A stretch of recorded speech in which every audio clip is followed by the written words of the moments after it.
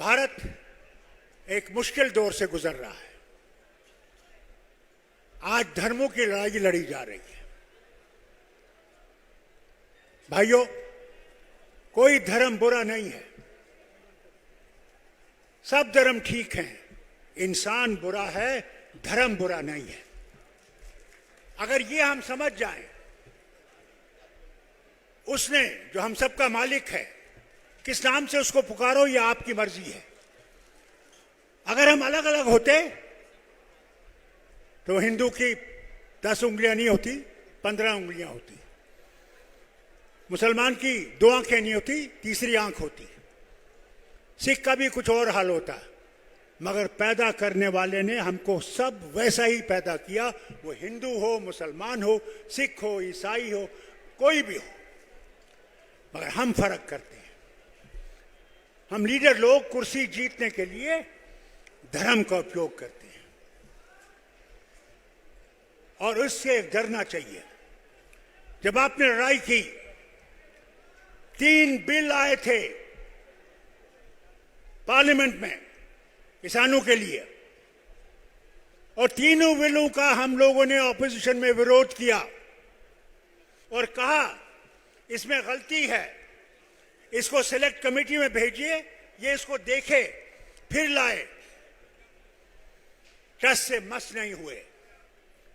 जब आपने बलिदान दिया, 700 से ज्यादा किसान मरे, शहादत दी, और यूपी में इलेक्शन था, रातों रात वो बिल उड़ाया गया।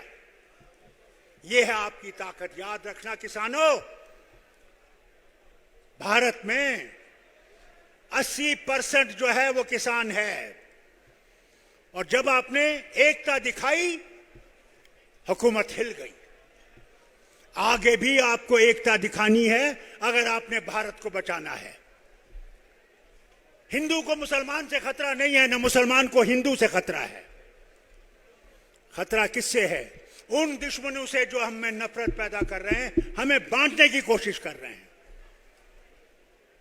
उससे हटिए।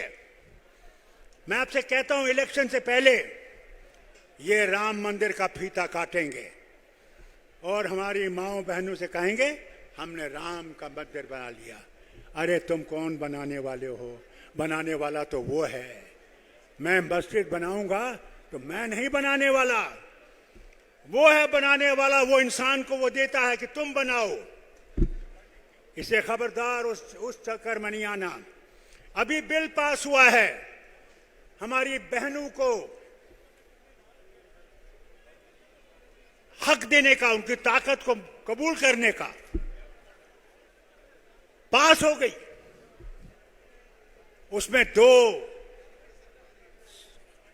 लोगों की औरतें जो हैं उनको नहीं दिया, एक ओबीसी, एक मुसलमान। क्या वो यहां के लोग नहीं हैं? क्या फारूक अब्दुल्ला यहां का नहीं है? पैदा यहां है, मरना यहां है, इसी जमीन में जाना है, फिर भी शक करोगे? इसलिए मैं आपसे कहना चाहता हूं, ये वही जुमला है जिस तरह आप सबसे कहा गया था, हमसे भी कहा गया था कि 15 लाख रुपया हम लाएंगे, काला पैसा। 15 लाख रुपया जो है हर एक के अकाउंट में आएगा। किधर है वो 15 लाख रुपया? किधर है? किसी के खाते में आया? और फिर कहते हैं वो ये जुमला था। अभी बड़े जुमले आएंगे इलेक्शन से पहले, ठहर जाओ आप। मगर हिम्मत रखना। और मैं इन सारे लीडरों से कहना चाहता हूं, भारत के जितनी भी ऑपोजिशन है, ये ना समझना कि तुम अकेले जीत सकोगे।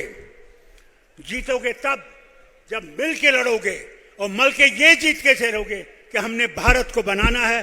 भारत के हर इंसान को, गरीब हो, बेकार हो, उसको आगे चलाना है।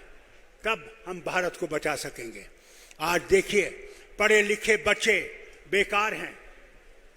अभी कनाडा में एक तूफान उठ गया है, और मुझे अभी बादल साहब सुना रहे थे, 1 लाख बच्चा वहां पढ़ने जाता है।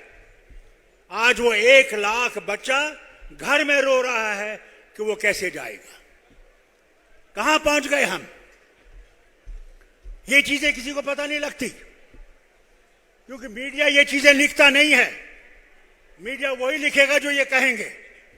बाकी चीजें नहीं लिखते, दिखाते भी नहीं है।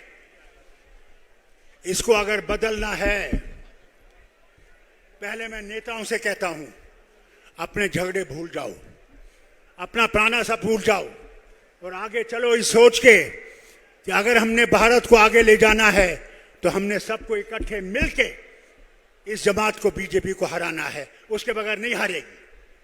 मैं समझूं कि मैं ही जिता सकता हूं, नहीं होगा। हम सब भाई बहनों ने इकट्ठे उठना है, इकट्ठे मुकाबला करना है और इस देश को आगे ले जाना है। आज देश की हालत आपसे छुपी नहीं है। पूछिए अपने घर में तेल की कीमत क्या है, जो खाने का तेल है। गैस की कीमत पूछो सर, गैस की कीमत क्या है। बिजली की कीमत क्या है। डीजल और पेट्रोल की कीमत क्या है। और उस खानदान से पूछिए, भूलिए मत, जब लाखों चिराग वाराणसी में जल रहे थे, हमारी माएं बहनें गईं और उन्हीं दियों से तेल निकाला। जब उनसे पूछा गया, मां ये क्या कर रही हो, उसने कहा मेरे घर में मुझे ताकत नहीं है तेल खरीदने का, मैं ये थोड़ा सा तेल निकाल रही हूं कि हो सकता है मैं अपने बच्चों को खाना खिला सकूं। ये हाल है हमारा भाई लोगों, ये हाल है। अगर इस हाल को बदलाना है तो इकट्ठे होना है। जब तक आप इकट्ठे नहीं होगे और ये अपनी शिकायतें छोड़ नहीं दोगे, आप भारत को बचा नहीं